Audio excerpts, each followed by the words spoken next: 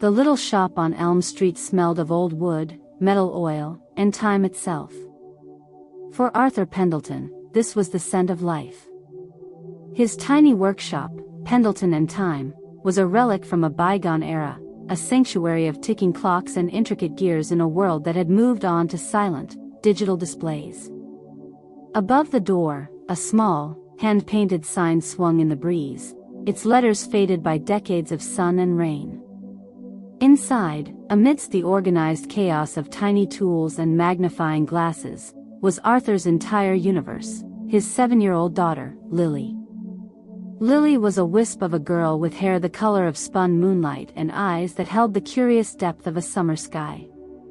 While Arthur mended the fractured soles of old timepieces, Lily would sit at a small desk in the corner, her crayons and paper her own set of tools.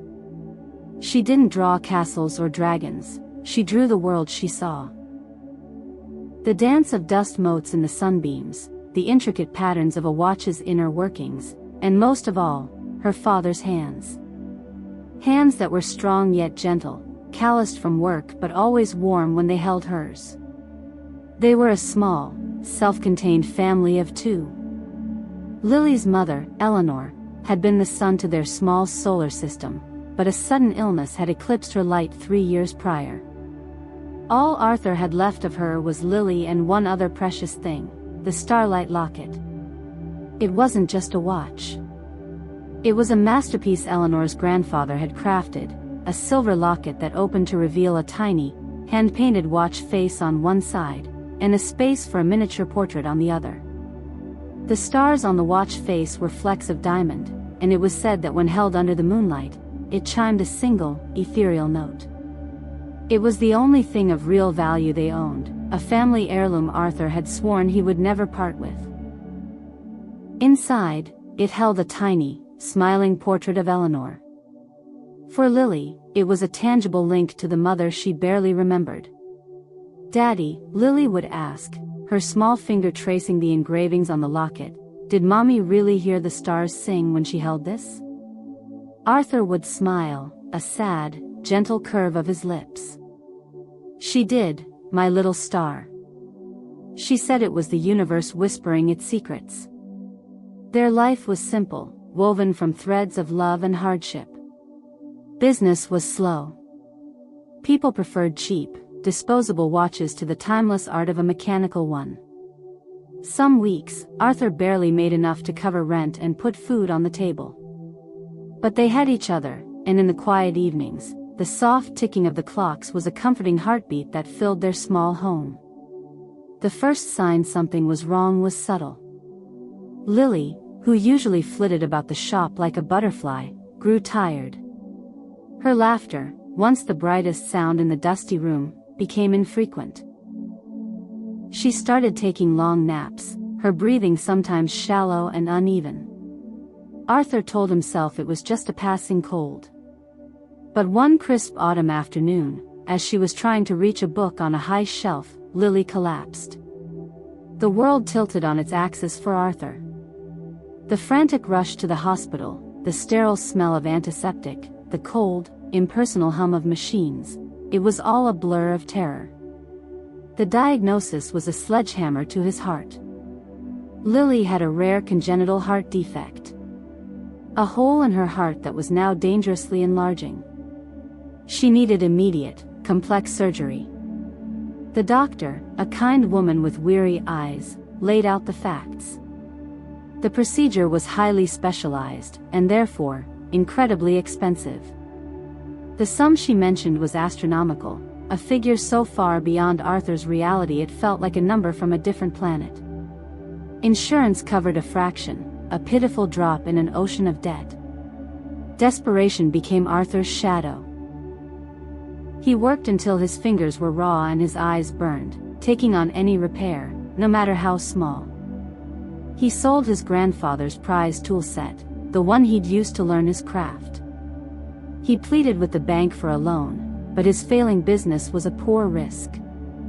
Each rejection was another nail in his hope. The bills piled up on the counter, stark white reminders of his failure. Lily grew paler, her energy fading like a weak battery. Her hospital room was quiet, a stark contrast to the lively ticking of their shop. He would read to her for hours, his voice steady while his insides churned with fear. One night, sitting by her bedside, he watched her sleep. Her small chest rose and fell with a fragility that terrified him. He felt a helplessness so profound it was a physical ache. He had to save her. He would do anything. His gaze fell upon his own wrist. He had taken to wearing the Starlight Locket on a leather strap, keeping it close. He pulled it off, the silver cool against his palm. He clicked it open. Eleanor's smile looked back at him, a ghost from a happier time. He remembered his promise to her, whispered in the final, hushed moments of her life. "Keep it for Lily, Arthur. So she'll never forget." Selling it felt like a betrayal. It was the last piece of Eleanor, a vessel of their shared history. It was Lily's birthright. But then he looked at his daughter, his living, breathing Lily. Her memories with him were yet to be made. Her future was a blank page that he was terrified would remain empty. What was a memory of the past compared to the promise of a future? The choice was brutal, but it was not a choice at all. The next day, Arthur walked into the city's most exclusive antique dealership. The air was heavy with the scent of polished wood and money. He felt small and out of place, his worn coat a stark contrast to the tailored suits of the patrons. He presented the locket to the proprietor, a man named Mr. Sterling, whose eyes, magnified by thick glasses, widened at the sight of the exquisite craftsmanship. Mr. Sterling named a price. It was a fortune, more than enough to cover the surgery and the aftercare. Arthur's heart both soared with relief and shattered with grief. "It belonged to my wife," Arthur said, his voice barely a whisper. "It's very important." Mr. Sterling, not an unkind man, saw the anguish in Arthur's eyes. "It's a museum-quality piece, sir. I assure you, it will go to a collector who will appreciate its history." The transaction was swift. Arthur walked out of the store with a check in his pocket, but his soul felt lighter, as if he'd left a piece of it behind on the velvet display cushion. He didn't look back. The surgery was a success. The long, agonizing hours in the waiting room ended with the surgeon's tired but reassuring smile. "She's a fighter," he said. The procedure went perfectly. Lily's recovery was slow but steady. Color returned to her cheeks. Her laughter, weak at first, gradually regained its bright, bell-like quality. The day she came home, the little shop on Elm Street felt whole again. The ticking of the clock seemed to celebrate her return. A few weeks later, as she was drawing at her desk, she looked up. "Daddy? Can I see Mommy's locket? I want to hear the stars sing again." Arthur's heart seized. He had been dreading this question. He knelt beside her, forcing a calm he didn't feel. "Oh, honey," he said, the lie tasting like ash in his mouth. "It's with a special cleaner. It's so old and delicate, it needed some expert care to make sure it keeps singing for you forever." Lily accepted his answer with the simple trust of a child. But Arthur carried the weight of that lie every day. He saw the ghost of the locket everywhere, in the glint of a silver gear, in the sparkle of Lily's eyes. The money had saved her life, but he felt he had paid for it with his integrity. Years passed. The world turned, and Lily grew. The small, frail girl blossomed into a vibrant young woman, her artistic talent shining as brightly as the diamonds on the locket he remembered. Her heart was strong, her spirit stronger. She won a scholarship to a prestigious art school, her paintings praised for their emotional depth and delicate detail. Arthur's hair turned to silver, and his hands grew stiffer, but his pride in his daughter was a warmth that never faded.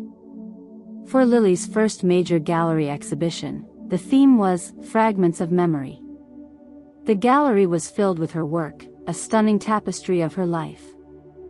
There were paintings of the shop, of sunlight on dust, of the intricate insides of a clock.